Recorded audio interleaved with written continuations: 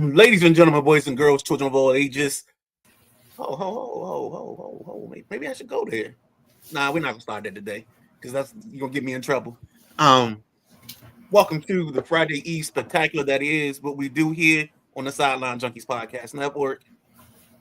This is the day where we set you up, take you through the sports world, doing all the different things. And before we get started, we got to talk about tomorrow already.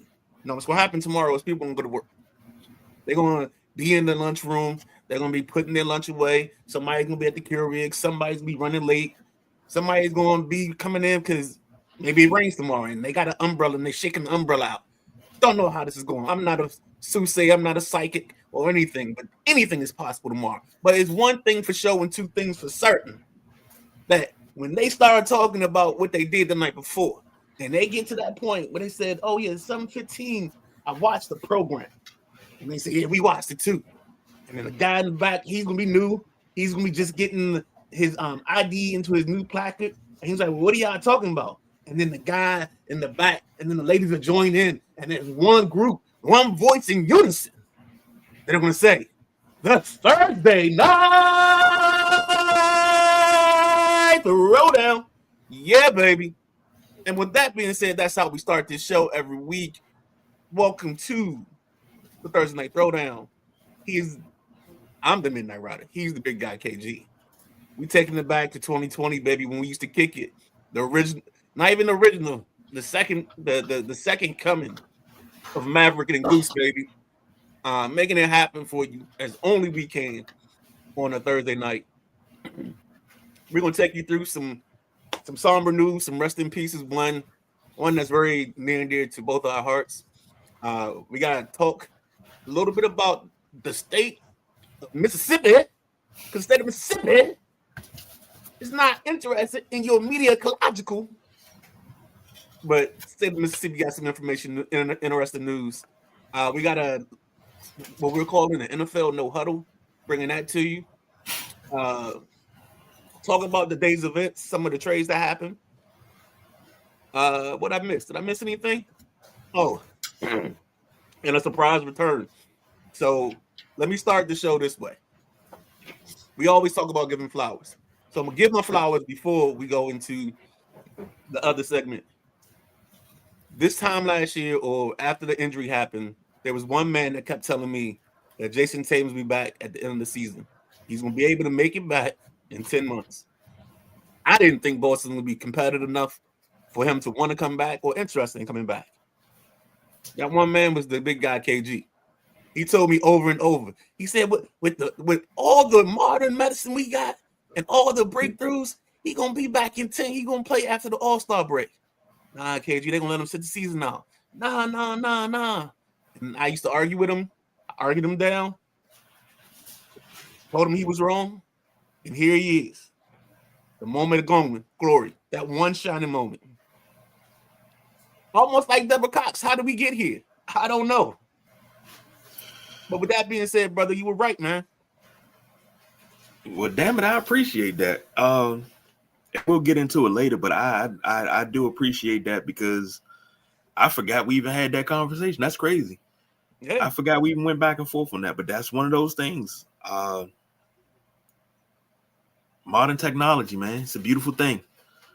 I was adamant because I didn't think Boston would be good. So what's the point of him coming back and playing on a team that's going to be in the lottery or the playing game? I just didn't see that happening. I mean, you kind of see it with Indiana. Halliburton has been out most the whole year. They're not making a move. They're tanking like it's no tomorrow. Interesting stat. We haven't really gotten started yet. So I'm gonna kick this stat out to you. And I might have to get a correction. And if somebody else has heard this stat, let me know if the number of teams is right.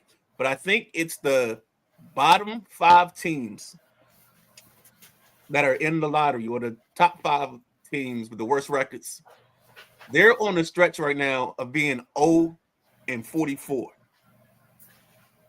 And the only reason that's going to get broken tonight because somebody has to win this Wizards Utah game. That's the only reason this streak is going to end. So Thought that'd be something interesting that people should know about. Jeez. I didn't even know that was correct, but damn. Mm-hmm. Running around losing like that? Yep. Amongst those teams, they're 0-44.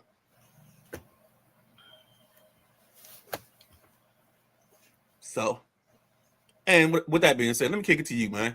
You the host of the show. You take it over. And let's go, baby. I'm gonna grab the coat too. Well, I'm gonna say this. You can go ahead and grab my coat and follow me on this one. Pull my coat and follow me on this one. Is what we say. First of all, good evening, everybody. Welcome to the Thursday Night Throwdown.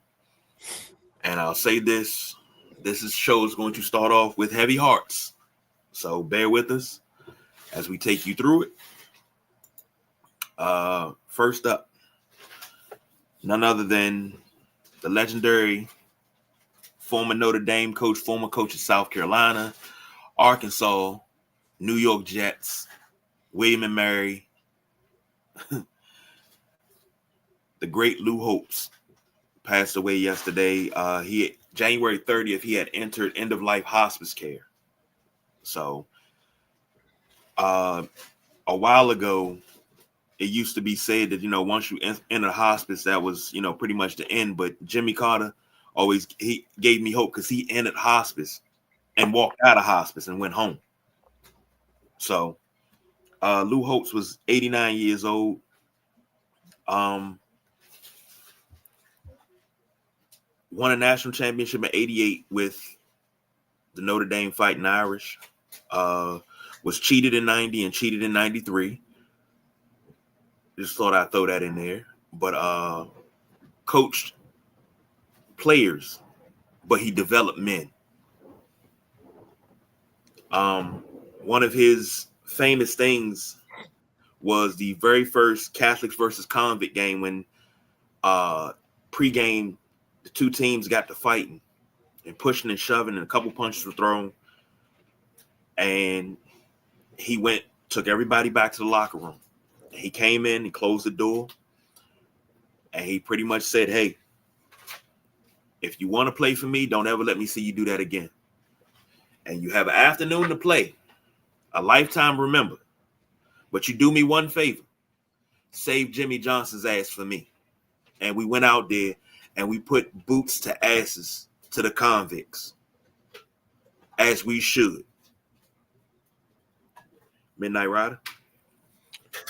I'm gonna do the quick story that everybody, if you've seen this show, you've heard me tell the story of a 9-year-old, maybe a 10-year-old me, sitting in the house, and my dad comes in. He's got the pigskin DC football banquet, and he's like, I'm picking up somebody that you like. Like, who you talking about? He's like, Lou Holtz. So he's like, you want to ride with me? So I hop in the car. I got like this little notepad. I got a bunch of questions.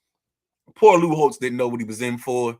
Unfortunately, when we got to the airport, it was raining that night. So the plane got delayed.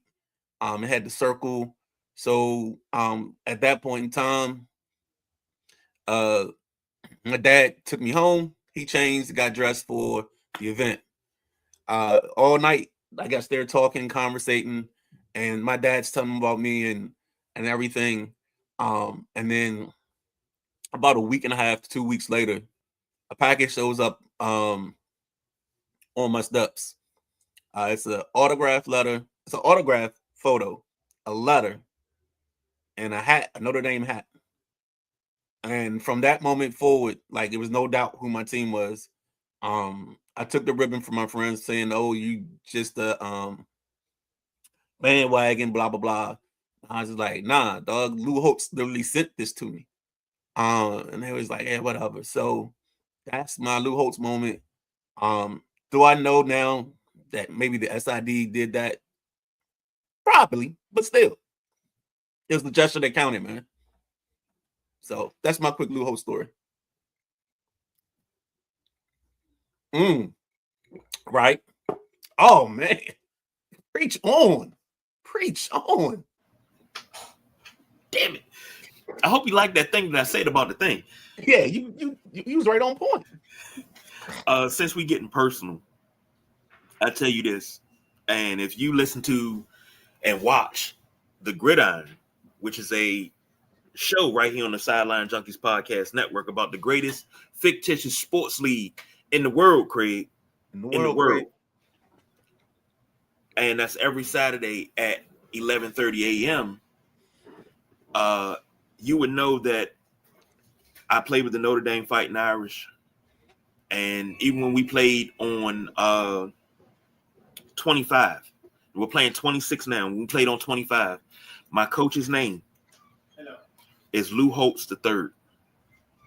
As an honor to Lou Holtz. And I actually even dressed with the pullover and the khaki pants and the black shoes, just like Coach did. And I have coaches that I would run through a brick wall for. Of course, you know, John Thompson is one.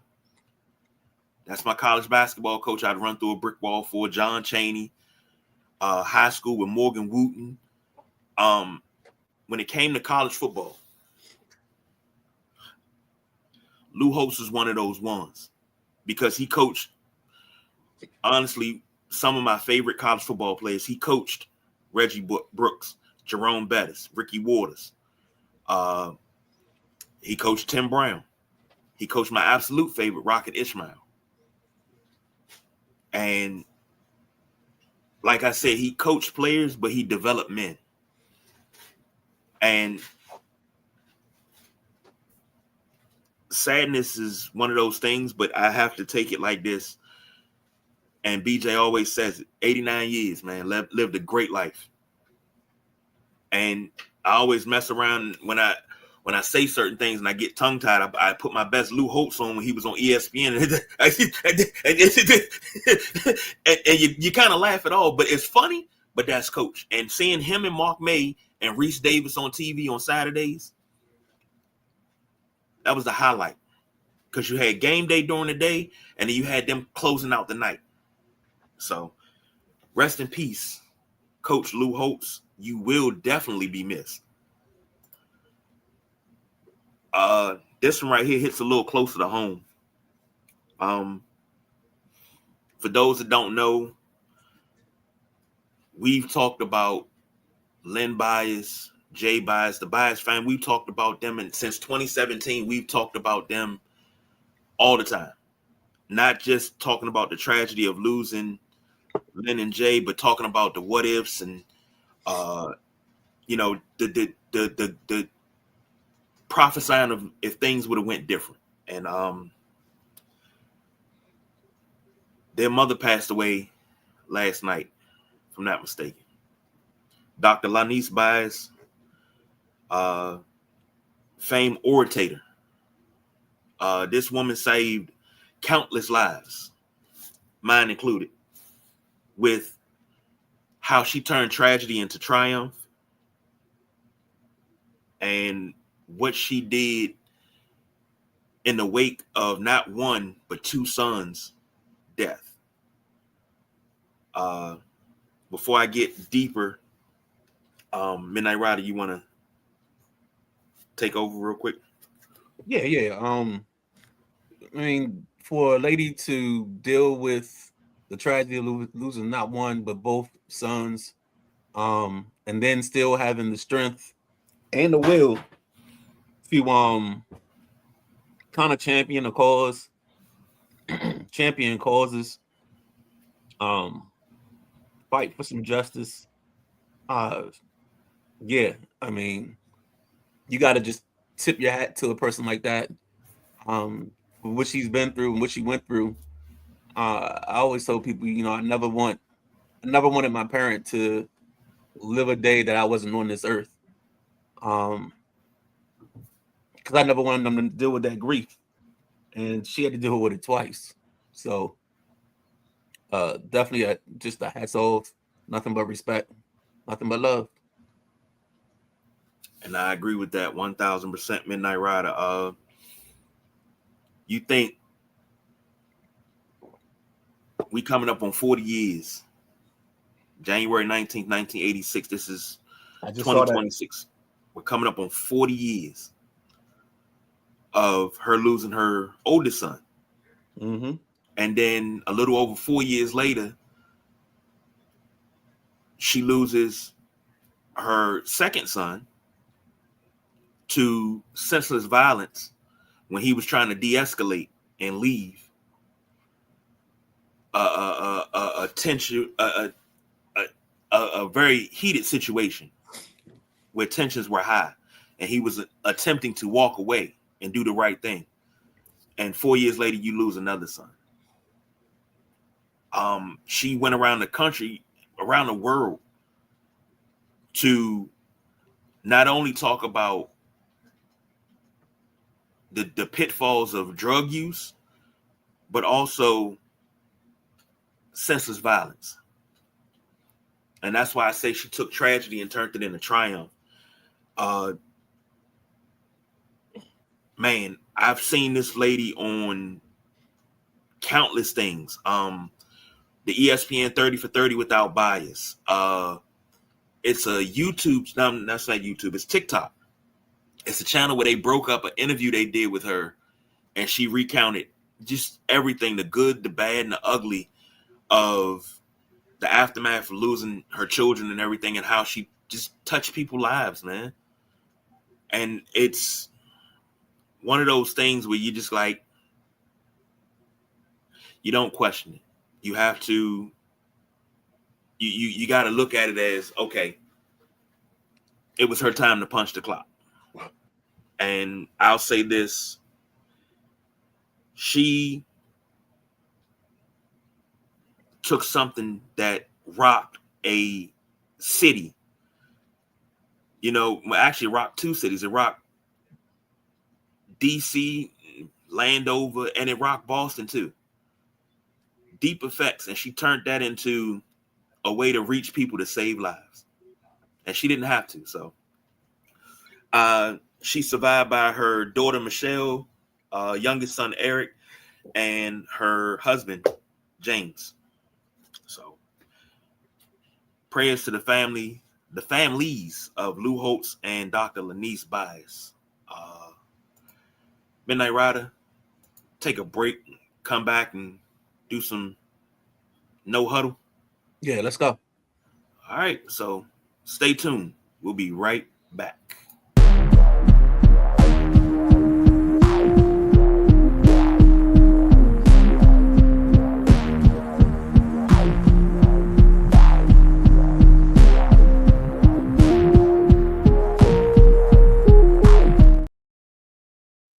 Welcome back to the Thursday Night Throwdown. This is the Sideline Junkies Podcast Network. I'm the Midnight Rider. That's the big guy, KG. Hopefully he takes himself off mute so it doesn't happen again. We're going to go ahead and just jump right into the no huddle. Get you going. I don't know exactly how we're doing this, so I'm going to let you just go ahead and do your thing. All right. Come on in here. I'm calling a couple plays at one time. First, we're going to run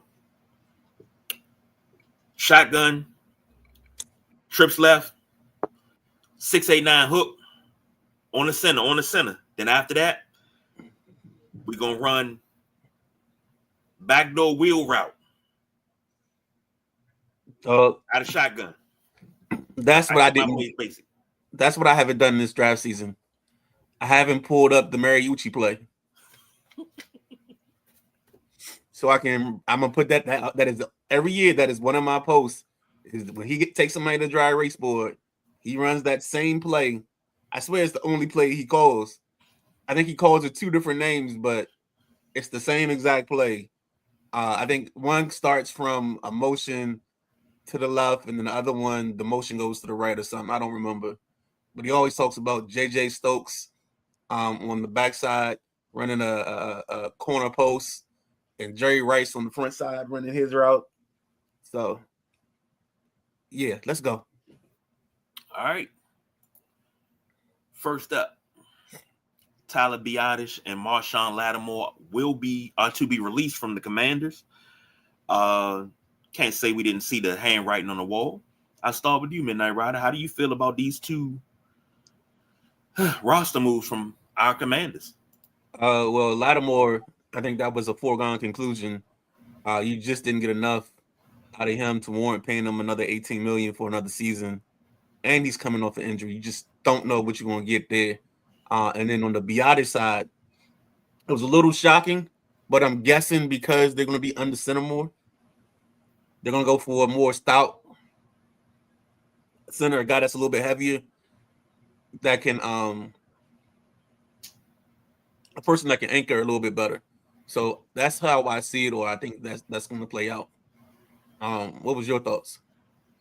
I'm gonna be honest with you. I was surprised with Biotish because I thought he was a real good pivot man in there, and when he's healthy, you see what he brings to the table. But when he's hurt and he's like down bad, but he's trying to fight through it, or he's out, you see how weak our line is. So that was surprising. Marshawn Lattimore, I felt like Brenda Meeks in Scary Movie 2 when she looked and saw Cindy fall, she was like, "Thank you, Lord." That's how I felt. Thank you. Get out of here. Like, what are you laughing at? That was a great reference. I like it. But I didn't really care for Lattimore being here because he didn't do anything. He brung no substance to the secondary like he should have. But it's cool. And BJ said I need the annexation of Puerto Rico. That's Midnight Rider play. He called that when he was the offensive coordinator up in Indianapolis. Scored a touchdown off of it. Allegedly. Can't confirm or deny that. Looking at the roster, I'm sorry, the cap space that the Commanders have, I think they went from like 17th to 4th. They're going to have about $83.3 million in cap space this coming off season. I think but that's not an official number because I think the cap's going to go up to what, 301. 301. So that might be the official number. That might be official, but I know that they're top 5 with cap money, and I think they're trying to spend it. So, yep. Man, but I wasn't surprised about Lattimore. Biotish did surprise me, but we'll see. You got to move something. Mm-hmm. Flying Brian and the Boss BJ's Buffalo Bills made a move, and this is a move that's a splash. DJ Moore comes to the Buffalo Bills. I'm trying to find out what the deal is. Midnight Rider, you go ahead and go. It's DJ Moore and a 5th to Buffalo for a 2nd round pick, and I think he signed a new contract or they adjusted his contract as well. For me, I'm not the biggest DJ Moore fan. I kind of don't like this, but I know you had to get something. And maybe you checked in on a couple other people. Because I'm not a big fan of the Adam Pierce kid or the Alex Pierce kid. I think he's a good vertical threat, but I don't see him as a guy that's going to get you 80 catches and 1,200 yards. I see him more as like a 50 catch. He might get 1,000 yards like a Deshaun Jackson type of guy. So I think Buffalo just took the next best option. The only problem for me is that I just think DJ Moore turns it on and off a little too much for my liking. So sometimes he has these questionable moments. But I saw a post where they put the Bills' offensive weapons, and they asked the question, who's going to stop this lineup? And I was just like, Joe Brady. So we'll see what happens. As you can tell, I'm not completely sold on Brady, but we'll see. Well, the Bills got the 26th overall pick in the draft. This could be epic. You got your running back in James Cook. You have Khalil Shakir still. If you can get Keon Coleman to buy into the program, thank you very much. Cup of pens. If you can get Keon Coleman to buy into the program and get back to being himself, you might can do something. But at 26, do you think Casey Concepcion, Carnell Tate, Jordan Tyson, Denzel Boston or Makai Lemon will be available at 26. I'm sorry. I think you're looking at. I wouldn't do Concepcion. I think they got to go with like the other if the other Miami kid is still on the board, the other DN, Isidore. I think that's his name. I think you go there or you go corner. I don't think they want to go wide receiver again. Because they went with more. I think they may go later on, but I just don't see them going more offensive weapons. I see them more so going as concentrating on the defense, trying to pick up their pass rush, because I think this pass rush class of free agents isn't dynamic enough. I think it's got some guys, but they're just a guy, not the guy type of guys. So I think they need to invest more on that side of the ball. Maybe a linebacker or something like that. All right. Anthony checking in saying, yo, what's happening, Anthony? Long time no see. Matty Ice said, no clue what the Bears are doing. Didn't get much in return, especially when you consider what they gave Carolina to get them. Yeah, but on the other side of that, Matty, you got to think about this. They probably had to pay him. So that probably dropped some of the value. And he's not an elite wide receiver. So that's not a problem. And then don't forget, you got Rome Odunze, you got Colston Loveland, you got Cole Kmet, and you also have Luther Burton, the draft pick from last year now, because he actually spent a lot of time as their third wide receiver. So he can make the next step and be the 2. And then you just draft you another young guy somewhere later on, and you're good to go. All right. Anthony said, KG and Midnight, did you guys we talked about Lou Holtz. That's not Lee Corso, Lou Holtz. Yep, we talked about that top of the show. He said, did he change the philosophy and ways how he coached each stop, or was it the same throughout his coaching career? I think he adjusted a little bit to his talent, but I mean that's also his offensive coordinators, I think, because Notre Dame he was more wishbone and under center stuff, and I think he adjusted at South Carolina and modernized his offense. So I think he changed. The boss BJ said, Bean knows it's do or die. Yep. In the backseat of the caddy. Yep. PIMP-ology. And Anthony said, I'm predicting the Chiefs are going to end up drafting the LSU corner at number 9. Not so fast there, my friend. We already got number 9 picked out. That will be Jeremiah Love. I don't think the Chiefs stay at, to be honest with you. Either way, if they move up, I think they get Jeremiah Love. I think that's without a shadow of a doubt.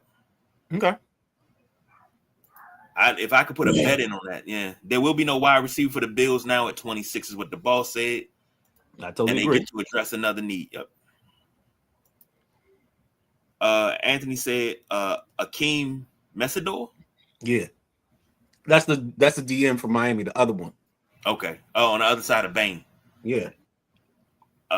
Maddie said on the fantasy side, as James Cook owner, I love it because now teams won't be putting 8 in a box anymore. And Maddie said, I assume you mentioned that Lou played his college ball right. The Kent State University. You know what we haven't done? And I wonder if he does this. Like when our guy, what's the other end? Bain. Mm-hmm. I wonder, like, when he starts kicking the offensive tackle's butt, does he say, like, you merely adopted the dot? I was born in it. Yo, hey, that would be fucking cool. Hey, man, pre-game ritual, he come out with the whole Bane mask on. Mm-hmm. Molded by it. All right, we need to get in contact with him. Midnight Rider needs to be a part of his PR team because that right there is epic. I love it. Anthony said, KG is funny. There's a lot of mock drafts now saying that the Jets are going to draft Jeremiah Love at number 2. The Jets wouldn't know what to do with that. No, but that's not good because I think they just franchised Brees Hall. So I don't think that. I think that mock draft was trying to get clicks. You know what? We might have to do that Sunday. We might have to come with the mock draft commandments.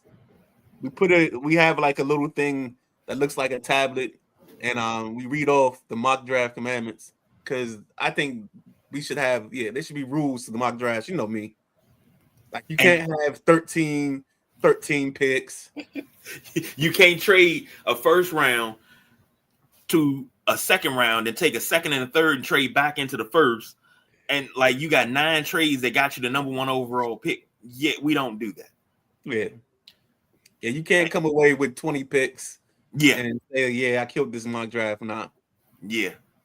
We what was that? A couple of years ago we were talking about that, and you said somebody on the radio had like 25 picks in one draft. Yeah. No, it was on a post. I told him, never mind. You will never, ever get me to read your mock drafts because you broke the rules. Yeah.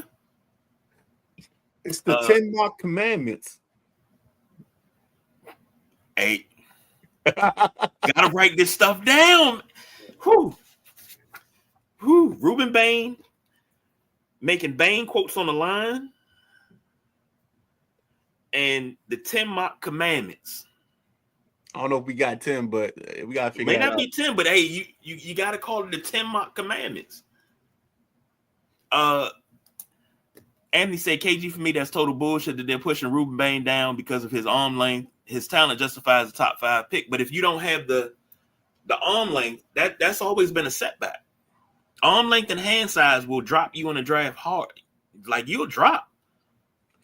But I mean, you still may have a great career, but still, and maybe, just maybe, if he drops, he can drop in the Buffalo's lap at 26. I'm just saying. I don't think he's dropping that far. I think if anything, he falls into the middle of like somewhere between 12 and 18. If he's not taken in the top 10. And then the other thing I was going to say to you is read his next comment because this might be one of Anthony's best comparisons. I've been saying this from the beginning. When I look at Ruben Bain, he reminds me a lot of Dwight Freeney. Ooh, I can see it because of the short arms. Mm-hmm. I just don't know if he's as explosive as Freeney was or had that quick first step. I know he's dangerous, but I don't know if that's like some guys are great rushers because of effort. I call them effort rushers. Some guys are naturals. Like a guy like Von Miller is a natural. Like he's gonna have the explosive first step. He's gonna get by you. You know, he's gonna have a bend on the edge. You know what I'm saying? Then there's like the Ryan Kerrigans of the world where, you know, it's all hustle and guts. And yeah, they might get 13 sacks, but it ain't the prettiest 13 sacks. So that's how I see that. I'm not gonna say what I was getting ready to say. Go ahead. I don't get me wrong. I love the showstopper. I do. My only gripe with him and Arakpo, all you ever did was bull rush. All the years you were here, you never had a spin move. When you went to Philly and Rack went to Tennessee, all of a sudden y'all got a bag now. You can come off the edge, you can swipe, and you can spin, and you can dip and dodge. All you did was the bull rush here. I digress. Maddie said the People's second annual mock draft on drive time on April 20th. And he said, I'm not talking about arm length, I'm talking about his play style. We know. We got it. And he said, KG, you know his uncle is Tober Bain. Yes. Yes. All right. Speaking of the Chiefs, we were talking about the Chiefs. Chiefs trade cornerback McDuffie to the Rams for picks. First, fifth, sixth, and Midnight Rider. What picks was? It's the second of Rams' 2 first rounders. So I think that's 29. There's the 5th rounder, there's a 6th rounder. And I want to say the 2027 pick is either a 2nd or a 3rd rounder. So that's where we are on that in that area, in that situation. But the note that you need to pay attention to, and the one thing to remember is the Los Angeles Rams in 10 of the last 11 years have only used their first round pick once. This will probably be the second time in that span because they'll probably use that 12 pick that they got from Atlanta for James Pierce last year. Now that trade looks absolutely god awful. Um, I know Atlanta fired their GM, but I mean, taking Penix, I understood it, but for it not to work, then you take Pierce, give up a first rounder, and you end up at 12. That's a tough day. It's a tough day at the office, baby. Very tough day at the office. So that's gonna be interesting in its own right. Um, but I don't know. It's gonna be interesting to see how this plays out. The Rams are one of the few teams that I just think they know how to draft. I know what they like. I think they have types. I always talk about the infamous clip where they look at Puka Nakua in like the 5th round, and like McVay is like, if you let me get my hands on him, he's gonna be something special. I'll never forget that clip. And it's one of the best clips around the draft.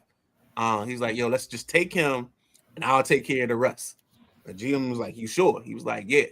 And I mean, now we're looking at Puka Nakua as one of the top 5 wide receivers in the league, and they got picked up for a 5th round pick. Mm-hmm. I mean, the Rams defense has a bunch of young guys drafted in the 2nd, 3rd, 4th round. They all contribute. They're all fast and explosive. So yeah, and I think this works for the Chiefs because the Chiefs, with paying Mahomes and a couple other people you're paying, you got to get younger, faster, stronger, but you also have to do it in a way where you don't use up a whole lot of money. So they got rid of Ladarius Sneed a couple years ago. Of course, they got rid of what's your boy Tariq Hill. Like they've shown the ability to walk away from people at the right time and move on and get them something. So I think they can rebuild this team with the picks they have. I think they're gonna have another trade or two because they gotta move some salary and they gotta kind of start the second build or the third build of this thing they got. Something you said about the Chiefs and building, you gotta stack those draft picks. It's gonna have to be built through the draft. I mean, you owe Patrick Mahomes, I think 5 or 6 Brink trucks full of money, right? And they're not gonna let the franchise walk. I'm not gonna let the franchise walk. He come back off of ACL. You treat him with kid gloves, but when he's ready to go, you're gonna let him go. Yeah. But Same thing with Chris Jones. Chris Jones on the other side. Yes, those are your stalwarts. Yes, ride with your stalwarts. And one thing about something you said about McVay and the Rams, that's a example of a coach that's allowed to shop for the groceries and cook the meal. That's a great relationship between coach and GM. You sure? Yeah, I'm sure. All right, I make the pick. I love relationships like that with coach and GM. I also love the fact that from a style, like you know what I'm about to say. You already know what I'm about to say. It's about having a type. When you have a type and you live up to your types, these things happen. Like this is a mirror image of their type. They saw their type. They jumped at it. You know what I'm saying? They didn't wait for last call. They went and got them in the 5th round because they saw what they wanted. And what the Rams got, and I love how you said they got a type because you talked about young and fast. Cam Curl, Emmanuel Forbes, who they got from Washington, both from Washington. Now you have this kid, Trent McDuffie, who's played 55 games in his career, 246 tackles. He had 80 tackles his second year, 2-time Super Bowl winner too. He's had 12 tackles for loss, 5.5 sacks in his career, 34 pass defenses, 3 interceptions. Didn't return. He got 8 forced fumbles. 8 forced fumbles in his career. I think we gotta be careful on the Curl and Forbes because I think one or both are free agents. So I don't know if they're back. Excuse me, next year. Well, the way Forbes played and the way Curl played, you'd be a fool not to bring him back, in my opinion. Yes. If you're the Rams, no, you wouldn't, because Forbes played like Forbes. It's just when you have a pass rush, certain things get highlighted. Like you can take that jump. You're not going to be in coverage for 5 to 8 seconds when you got Jared Verse, his buddy, Brandon. I forgot Brandon's last name. The defensive tackle that they drafted the same year from Florida State. You got Kobe Bryant. You got guys, and I think that's all they did. They got a bunch of young guys, a bunch of young hungry guys, and they just chase, see ball, get ball, and they do it their way, and that's how it works for them. All right, they don't mess around with no squirrel. So we take another break, come back, talk about. Hold on, before we go break. Yeah, there's another trade that we're missing, and it's the David Montgomery to the Houston Texans. That's a big deal because the Texans have struggled with having just leave it like that. Yeah, the Texans have struggled filling their running back slot. Mixon, I don't think Mixon's ever coming back from that. I think it's a foot injury. I don't think you want to invest another year in Nick Chubb. I think, as you like to call him, Quintarius Marks, or Woody Marks, in normal terms. The kid from USC, I think he's one of their running backs, and they'll do their version of Thunder and Lightning with Marks and Montgomery. And then you get Tank Dell back, you get Jalen Noel, you get the other Jalen receiver, both the receivers from Iowa State, with another year.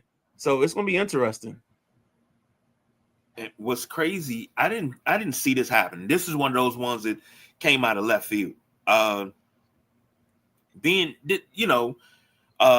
Gibbs posted on Instagram the Sonic and Knuckles thing with Knuckles kind of crying because Sonic was walking away, and it actually hurts. But I don't. But it won't hurt because all you would do is he's 29. So he's the backside of his career because he's a running back. Yeah, go ahead. Because now think about it. I mean, you can even, if you want a free agent running back, you can get the kid from Atlanta, Tyson Algier. He's another guy that's a thumper. So he could be somebody that you put in the mix. You could probably find a kid somewhere in this draft, in the later rounds that likes contact, and they can be your thumper. Like this draft has some running backs, not just Jeremiah Love. So let's not. I mean, yes, I know he's the star of it, but let's not get caught up on that. His running mate, Jadamian Price or Jadamian Price. Yeah, he put up big numbers. I think he ran a 4. What did he run? I think he either ran a 4.3 or 4.4 on the 40. They were raving about him. My book is across the room, so I'm sorry. Huh? I said my book with all my times is across the room, so I'm sorry. Anthony said, Midnight Rider, I don't think the trade matters because I think they're still going after Miami's running back. I don't know who Miami's running back he's referring to or what Miami running back he's referring to. And I don't know who the team is too. So you got to give me, Anthony, when you respond, give me the team you're talking about and the running back you're talking about. Maddie said Gibbs and Montgomery owners in fantasy are pretty happy. Yeah, I think so. Maybe I can get me a daggone running back in fantasy this year. Shit. I think that's overrated from the standpoint of they're going to end up still in situations where they're going to share carries. They're not going to be they're not all of a sudden going to get 25, 30 carries. What they're going to do is find the replacement for the other part. And Woody Marks is already their version of Gibbs, even though he's not close to being Gibbs, but it gives them a speed back and a power back, so they can mix and match. And then as they finish retooling this offensive line, we can go from there. He said Devin A-Chain. And who's going after A-Chain? I'm lost on this because I don't see Miami. I don't see Miami moving off of A-Chain because he was their he was their dog. He was their lead dog last year. He was the straw that stirred the drink. Right. Unless he got a contract thing that I don't know about. I don't think Houston's going to do that. I think Houston's going to stay where they are with Montgomery and Marks, and you get a healthy Tank Dill back, and I think that makes your slot much better. And even if you don't invest in Tank Dill or you move on from Tank Dill, you get the kids from Iowa State some time in the slot because one of the Jalen's looks exactly like and is built exactly like Tank Dill. So maybe that's where you move off on it from. Anthony, I don't see it. I mean, that might be right. I haven't seen those reports. And I don't see why you would make this move if you're going to make that move, if that makes sense. Yeah, that's a crowded running back room there. Ain't enough carries to go around. Then you still expecting what's my guy quarterback? You still expecting him to throw?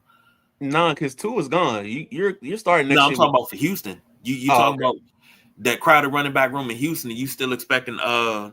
Why am I drawing a blank? CJ Stroud. You still expecting him to throw and carry the team? That's not gonna work.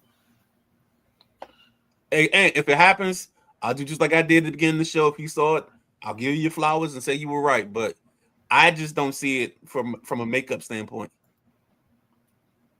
Now you can take the break. I'm sorry. It's all good. All right. We're going to take a break. Stay tuned. We'll be right back.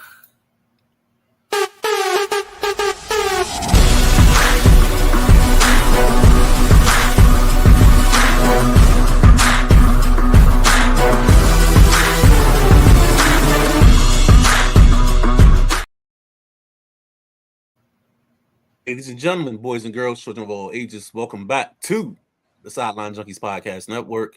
This is the Thursday Night Throwdown. This is how you get your Friday Eve started off right and quickly.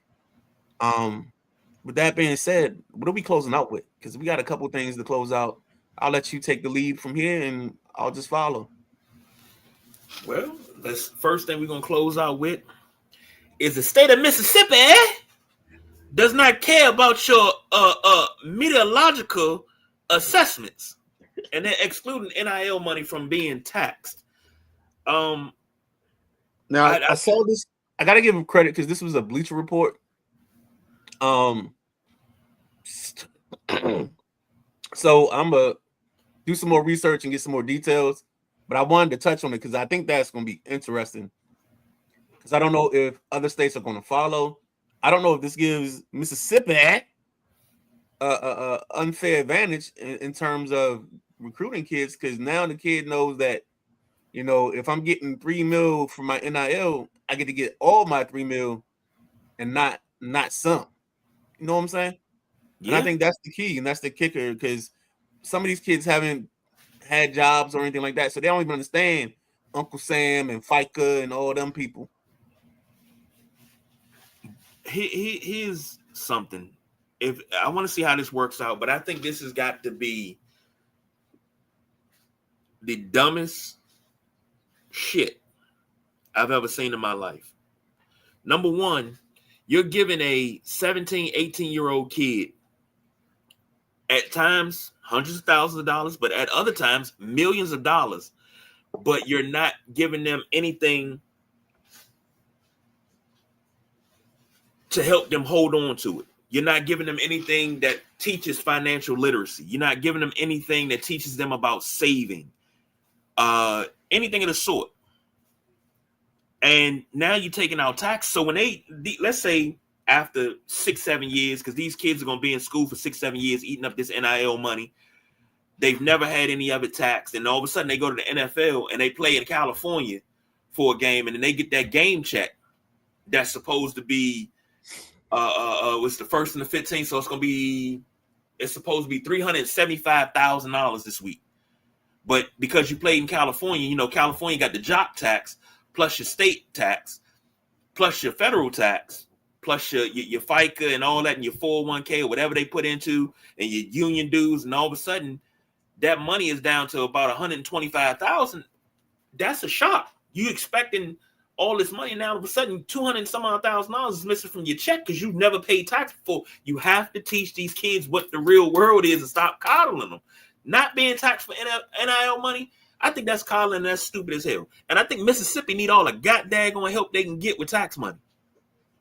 I think Mississippi is trying to create an advantage for themselves, because if you don't tax NIL money and these kids get all of that money, we already know that they're going to put most of this money back into the economy that is Mississippi.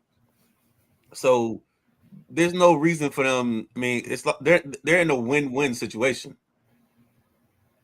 It's not going to be a win-lose situation, or a situation where they're not going to get the money back, or, you know, the college kid ain't going to spend it. They're going to spend it.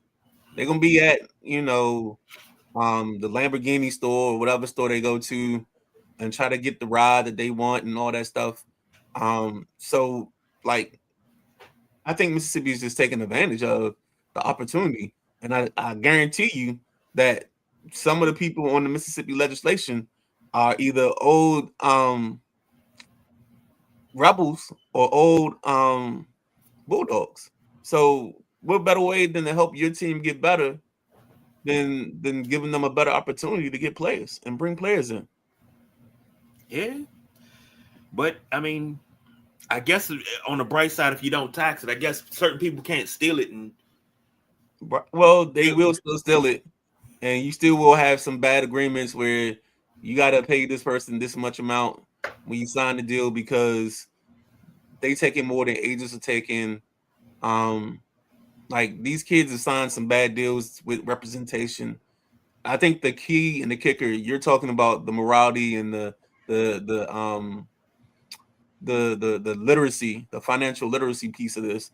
I think that there has to be a piece of this where the league, and when I say the league, the NCAA or the conferences, make these people that represent these kids become certified, so that way the kids aren't getting taken advantage of. Agreed. So we definitely got to keep a eye on that, because I think that's going to be groundbreaking once we find out the whole ins and outs of it.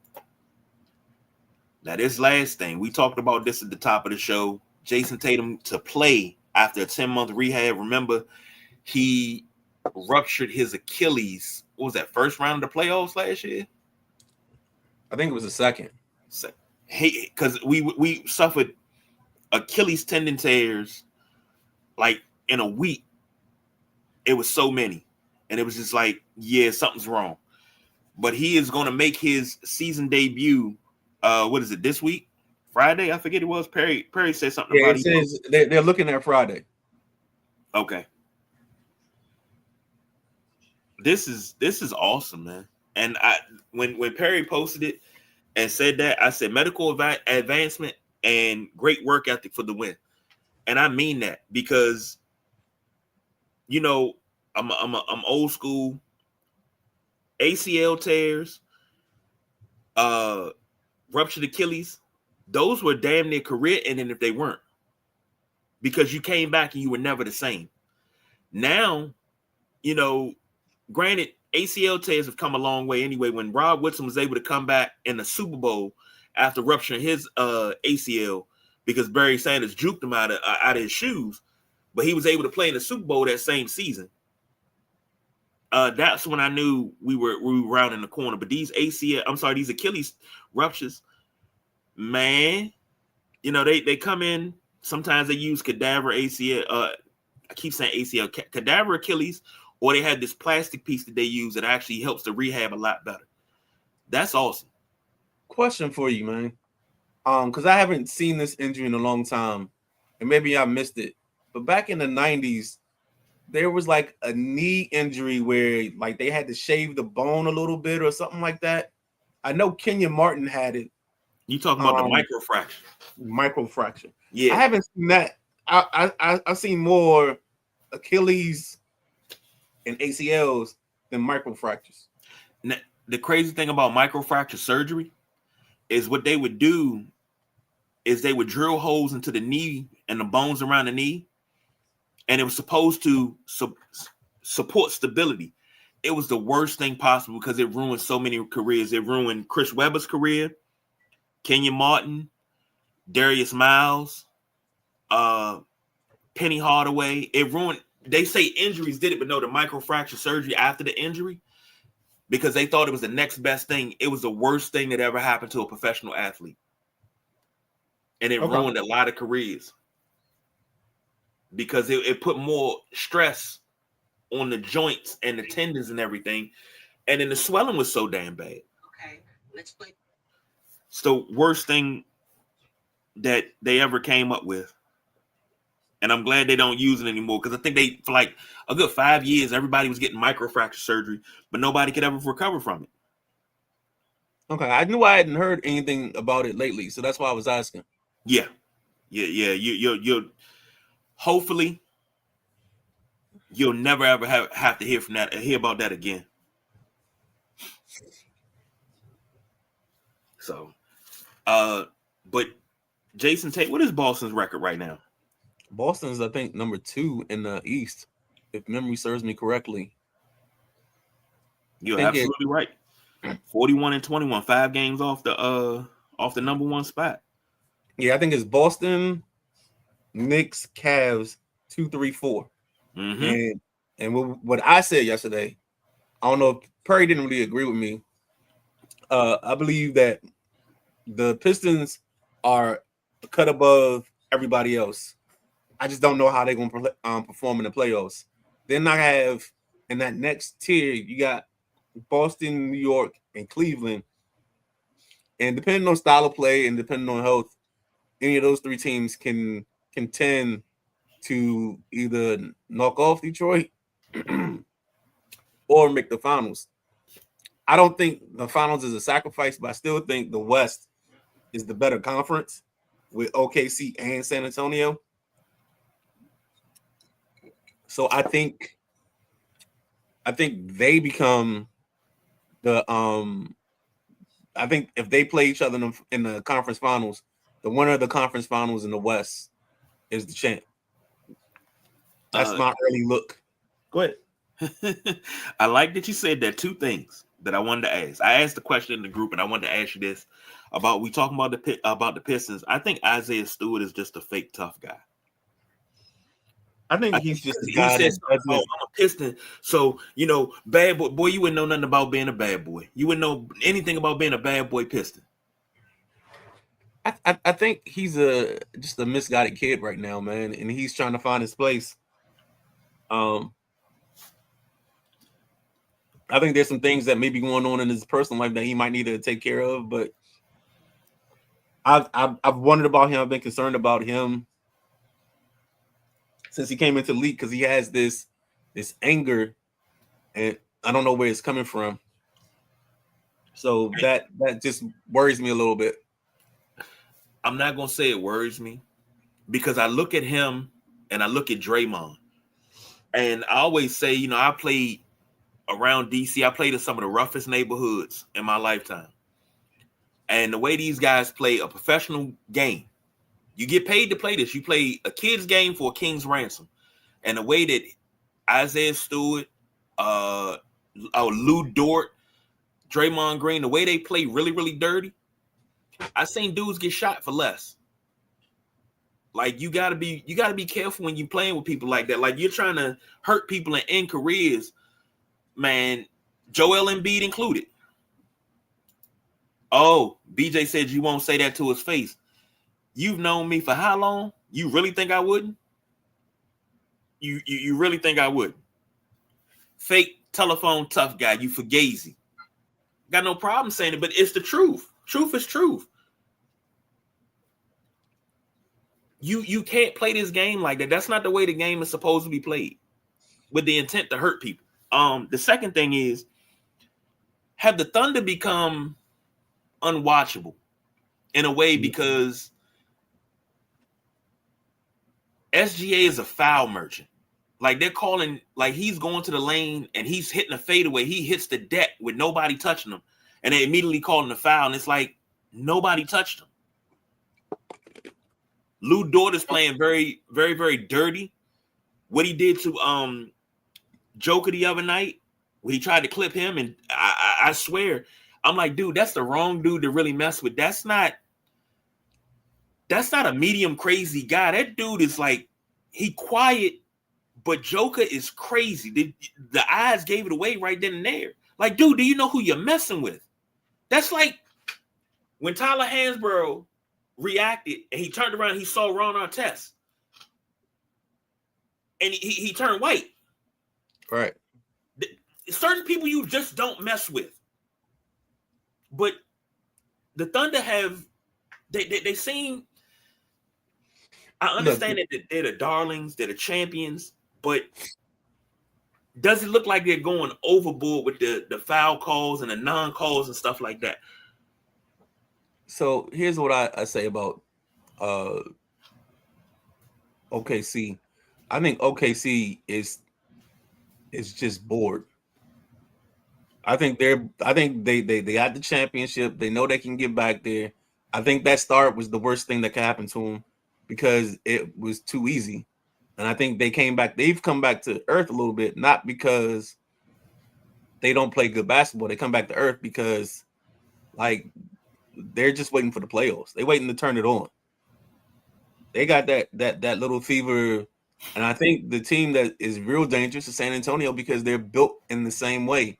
Long, lengthy, athletic wings, a dynamic guard. I think they can go tit for tat, and I don't think they were ready for that this soon. So that's going to be interesting how that plays out. But then we can't forget, and I think I said it's San Antonio and OKC at the top, and then the middle class. The next three teams, it's Denver, Minnesota. Who's the third place team in the West? Houston. Yeah. So Houston, Minnesota, and they're next. And I know it's going to shock you. I know the Lakers are 6, but the way they're playing now, I don't see them being a threat to anybody. I still say Lakers are 6, but I don't know, man. I just don't see the cohesion. God damn it. If you don't stay out of my damn brain, because I was getting ready to say the same thing. They don't have the cohesion. God damn it. See, this is what I'm talking about. This is what I'm talking about.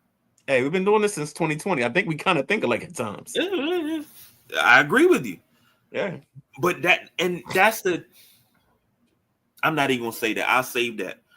What I was going to say about the Lakers, because I think I know the common denominator, but I'm not going to say it.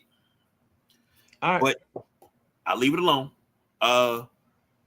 We come to that time. Let's go ahead and wrap that shit up, B. Final thoughts before we get out of here. I think this week, if you haven't, actually, let's say it this way.